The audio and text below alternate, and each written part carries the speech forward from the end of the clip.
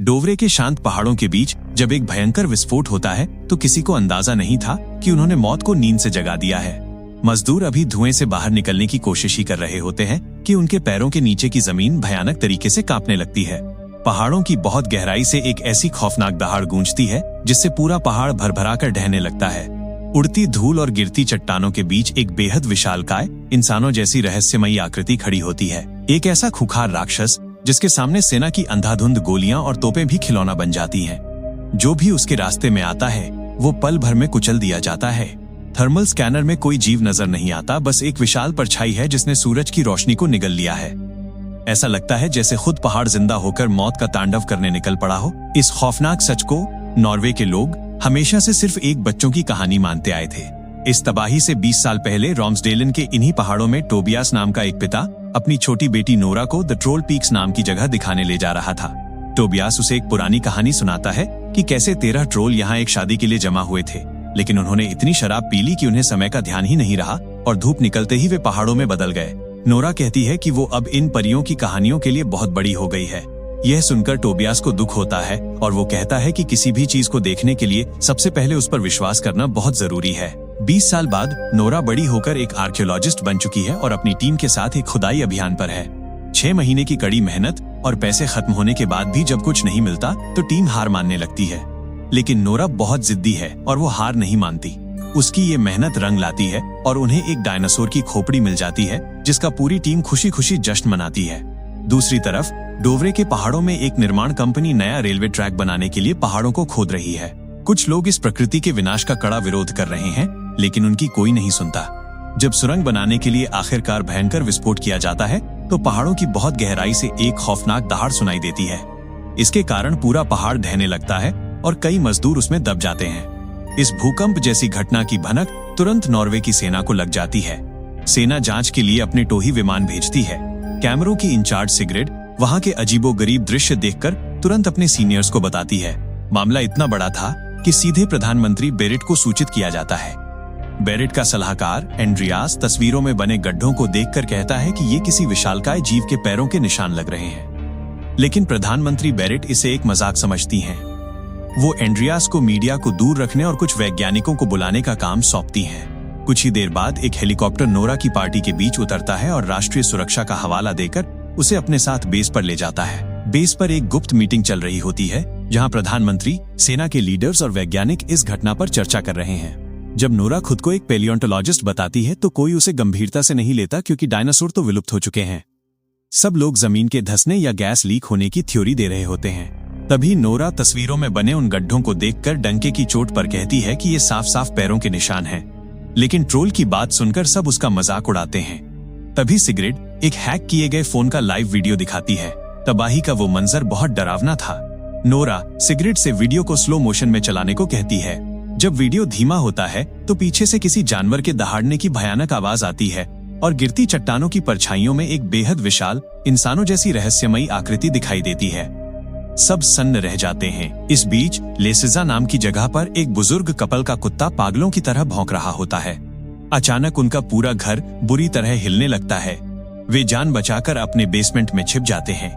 जब तबाही रुकती है और वे बाहर आते हैं तो देखते हैं कि उनका पूरा घर मलबे में बदल चुका है, लेकिन गनीमत ये रही कि उनका कुत्ता बच गया था। वापस बेस पर नेता अभी भी विशालकाय जीव की बात मानने को तैयार नहीं है। नोरा गुस्से में कहती है कि कुर्सियों पर बैठकर बहस करने के बजाय उन्हें तुरंत इसके खिलाफ एक्शन लेना चाहिए। नोरा के इस बेबाक रवैये से प्रधानमंत्री इम्प्रेस हो जाती हैं और उसे आधिकारिक वैज्ञानिक सलाहकार बना देती हैं। फिर नोरा और एंड्रियास को हालात का जायजा लेने के लिए लेसिजा भेजा जाता है।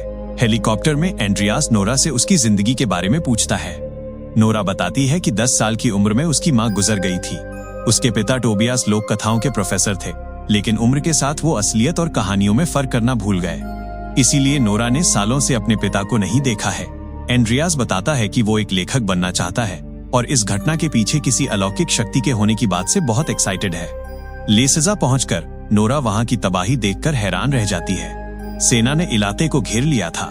कैप्टन क्रिस्टोफर उन्हें वो पटरियां और पैरों के निशान दिखाता है जो नदी से होकर पहाड़ों की तरफ जाते हैं और फिर अचानक रुक जाते हैं। बुजुर्ग कपल बताता है कि उन्होंने कुछ देखा तो नहीं, क्योंकि एक विशाल परछाई ने सूरज की रोशनी रोक ली थी, लेकिन उन्होंने एक बहुत ही उदास धुन जैसी चीख जरूर सुनी थी। नोरा वहाँ एक अजीब सी तेज गंध महसूस करती है जिसे वो हाइपर नेचर नाम देती है। यूवी लाइट में भी कोई जैविक निशान नहीं मिलता और थर्मल स्कैनर में भी कोई जीव नहीं दिखता, सिर्फ पहाड़ नजर आते हैं। नोरा को शक होता है कि वो विशाल जीव अपने आप को छिपाने यानी कैमोफ्लाज करने में माहिर है। नोरा को कुछ थ्योरी समझ आ रही थी, इसलिए वो अपनी टीम को लेकर अपने पिता टोबियास के घर पहुंचती है। अजनबियों और हथियारबंद सैनिकों को देखकर टोबियास बंदूक तान लेता है, लेकिन अपनी बेटी को देखकर उन्हें अंदर आने देता है। उसका घर ट्रोल की रिसर्च से भरा पड़ा है। नोरा उसे फुटेज दिखाती है। टोबियास वीडियो देखकर तुरंत कहता है कि ये एक असली ट्रोल है। नोरा पूछती है कि अगर ट्रोल सच हैं, तो उनका डीएनए क्यों नहीं मिला। टोबियास बताता है कि नॉर्वे के ईसाईकरण के दौरान सारे ट्रोल्स को मार दिया गया था और जब उसने ये सच दुनिया को बताना चाहा तो उसे पागलखाने भेज दिया गया। परियों की कहानियां ट्रोल्स को बेवकूफ दिखाने के लिए रची गई थी, जबकि असल में वो बहुत स्मार्ट होते हैं।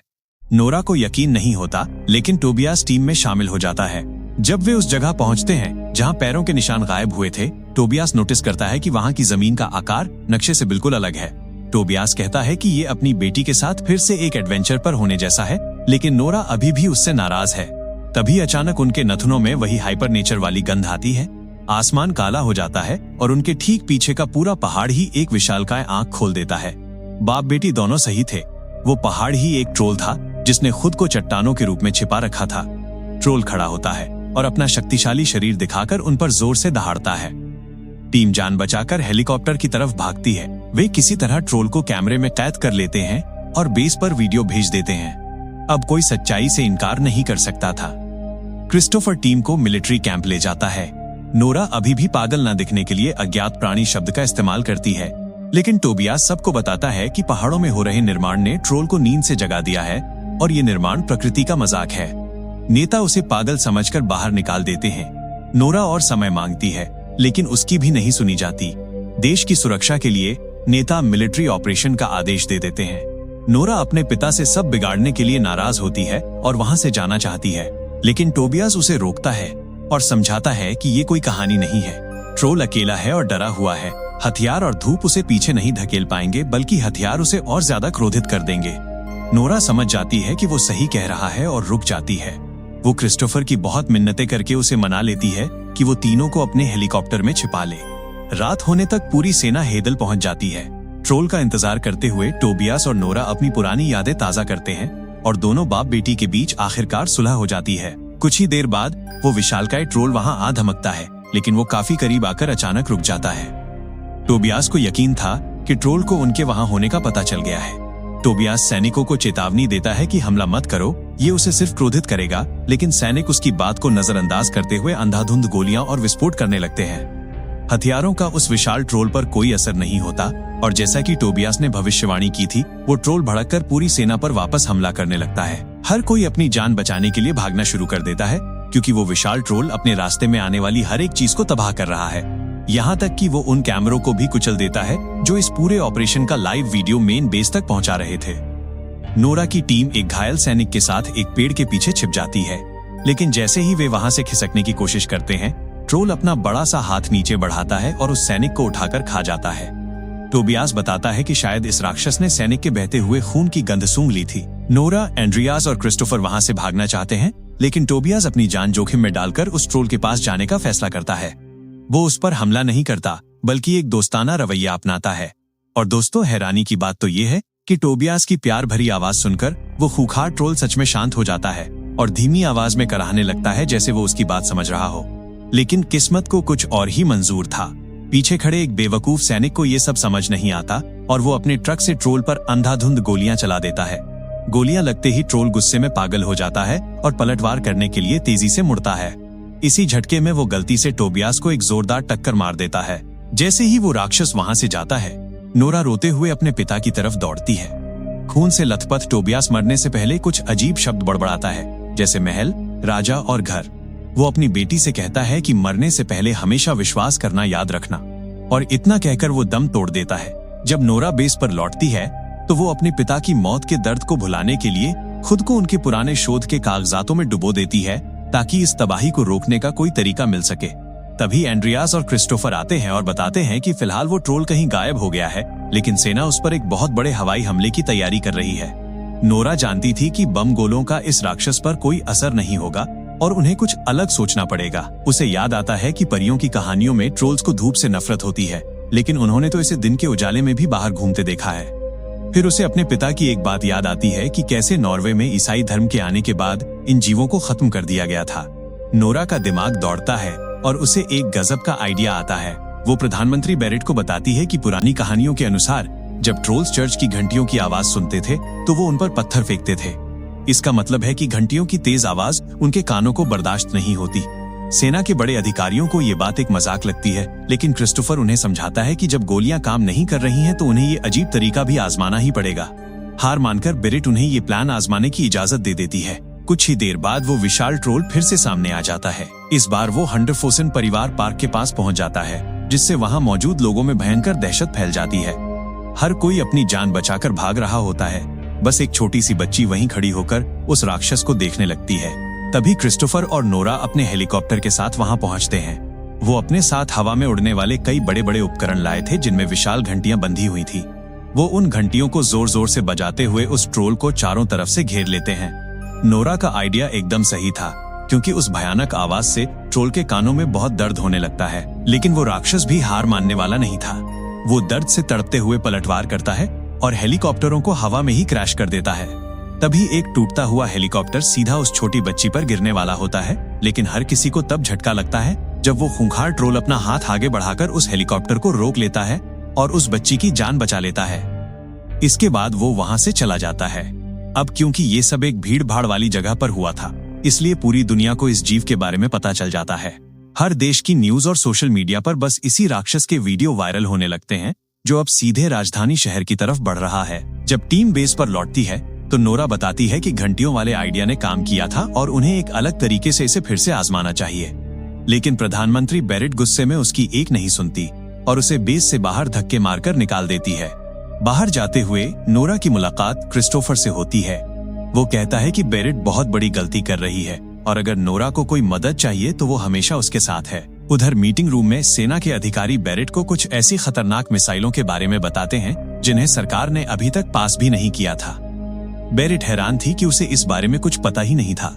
एंड्रियास बीच में बोल पड़ता है कि ऐसे हथियारों का इस्तेमाल तो सोचना भी नहीं चाहिए, लेकिन इस बात पर उसे भी कमरे से बाहर निकाल दिया जाता है।